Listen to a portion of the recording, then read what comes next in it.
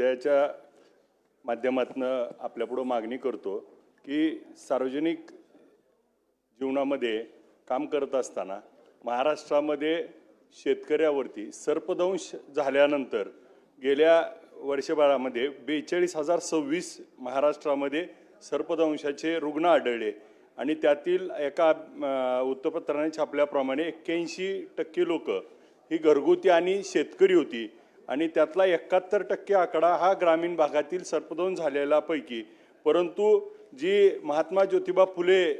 योजना आहे याच्यामध्ये मात्र ह्याला घेतलं जात नाही आणि त्याच्यासाठी सुरुवातीला 30 ते 40 हजार रुपयाची इंजेक्शन औषधं देणं गरजेचे असतात आणि याच्यामध्ये सगळे हॉस्पिटल घेण्यासाठी टाळाटाळ करतात आणि याच्यामध्ये मोठ्या प्रमाणामध्ये यामध्ये शेतकऱ्याचा मृत्यू होतोय। याचबरोबर जे ट्रॅक्टरवरती काम करणारे कडबाकुट्टी करणारे असे जे शेतकरी आहेत आणि यांचा ज्यावेळेस अपघात होतो त्या अपघातात मात्र त्याला त्या योजनेचा लाभ मिळत नाही आणि ह्याच्यामुळं अनेक शेतकऱ्याला त्या ठिकाणी मोठं आर्थिक नुकसान होतं, कधी कधी जीव जातो आणि त्याच्या आर्थिक नुकसानीला ही सरकारच्या योजनेमध्ये हे समाविष्ट करणं गरजेचं आहे आणि सुसाईड केसेसमध्ये देखील त्या ठिकाणी यांचा समावेश नसल्यामुळं या अशा रुग्णांचा खूप मोठा त्रास होतो। दुसरा औचित्याच्या माध्यमातून मुद्दा असा आहे की सध्या राज्यामध्ये मका ह्याचं प्रमाण खूप त्या ठिकाणी उत्पादन वाढलंय आणि मके खरेदी केंद्र त्या ठिकाणी सुरू नाहीत आणि मका खरेदी केंद्रामध्ये जिथं सुरू आहेत